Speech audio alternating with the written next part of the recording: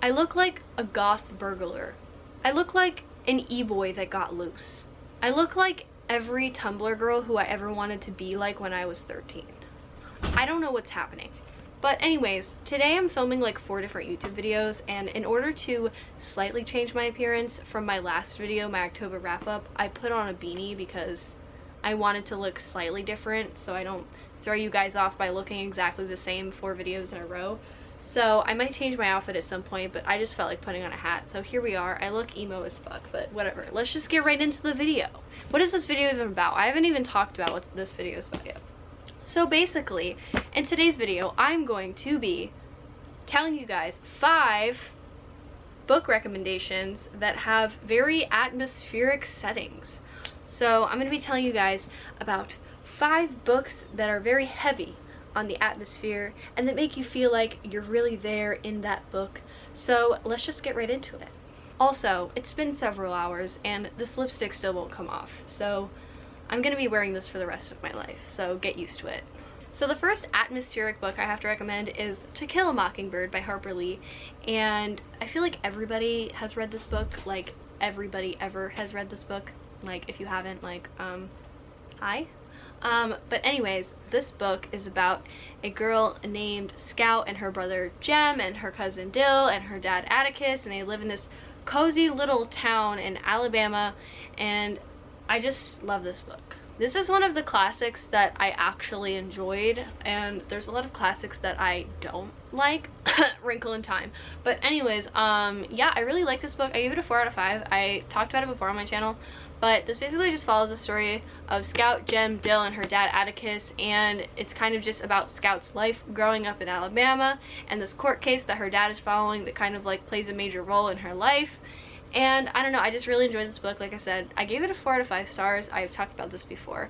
But this book is very atmospheric in that you feel like you're in like this little Alabama town, cozy in the 1930s, drinking tea and playing outside in the yard with your cousin. I don't know. I just loved this book so much, and I think it's so cozy and atmospheric, and you just really feel like you're in this little Alabama town. So the next atmospheric book I have to recommend is The Book Thief by Marcus Zusak, and this follows the story of a girl named Liesel in 1940s Germany. And so basically her mother is very ill and her brother passes away, so she goes to live with like a foster family in Germany. And when she finds a book at her brother's grave, she kind of becomes obsessed with reading, and Liesel kind of does dangerous things in order to acquire books because she wants to learn how to read, and she just becomes fascinated with books. So I really enjoyed this book. This book was a 5 out of 5 for me. I really loved it, and so I highly recommend it. And Marcus Zusak has really beautiful writing, and I really felt like I was in this little German town, and just like the way everything was described. Like, they would go to like this little shop and I'd be like, oh, I know that shop, because I could picture it perfectly in my head. And it's like I had like this map almost like imagined of like where everything was in the town. And I don't know, I just really enjoyed this, and I found this really atmospheric. Like, this is a very immersive book. It's really big, so it does a really good job at explaining things, and you just feel like you're in this little German town. So I don't know, I loved this book. It's heartbreaking, it's endearing at the same time. I don't know, I loved it. I've talked about this before. I gave it 5 out of 5 stars, so I highly recommend The Book Thief if you haven't read it already. The next atmospheric book I have to recommend is Wuthering Heights by Emily Bronte, and this book is definitely not for everybody. And it's definitely like kind of like an acquired taste kind of thing. Like, I didn't really like it in the beginning, and I actually put it down for a while, and then I continued reading it. But like I said, this book isn't for everybody. It takes place in 1840s like English countryside. So it basically follows the story of 2 people who are grossly obsessed with each other, one named Kathy, one named Heathcliff, and they kind of just like do gross things, like obsessive things, at the expense of the other person. It's like these 2 people who are just like madly obsessed with each other basically. and it kind of affects the lives of everyone around them, and it kind of like corrupts the minds of their children. And this is just like a multi-generational like story about revenge and passion and obsession and everything like that. So like I said, this book is not for everybody. It took me like a week to read this just because I had to like fully take my time and digest it, because it is in like 1840s English dialect. So it's like I had to like annotate the heck out of this and like highlight stuff and write in the margins. I had to go move my car for my sister, but anyway, Wuthering Heights takes place, like I said, in the English countryside, in the moors, and it's very dreary. And I know this isn't like happy atmospheric, but it's still very atmospheric because you feel like you're in like these dreary moors of England, and it takes place on like these two properties that are like really big, and like there's just like hills, and like it's muddy and rainy, and I don't know, I really liked this in that it was very atmospheric and you felt like you were in like this dreary setting the entire time. So like I said, this book is not for everybody. If you're not the type of person who likes to immerse yourself in a book and like dissect it, then I wouldn't recommend this one.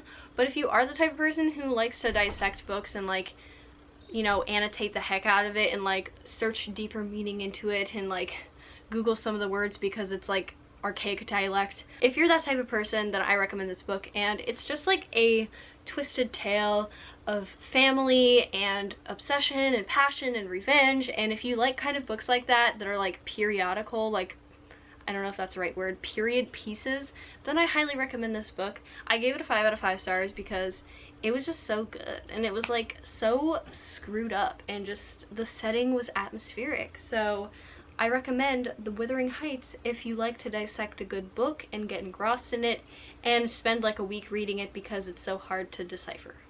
I feel like every time I talk about this book, like I never really like discuss it properly or like say my thoughts on it, but it's just one of those books like you either like it or you don't like it, and it's something you have to like figure out for yourself. And it's also really hard to explain because the story is like multi-generational and it's like told through the perspective of almost like a third party. So I don't know, this book is like, I gave it 5 out of 5 stars. Like I really enjoyed it, but like I said, not for everybody. So like if you want to try this one, go for it.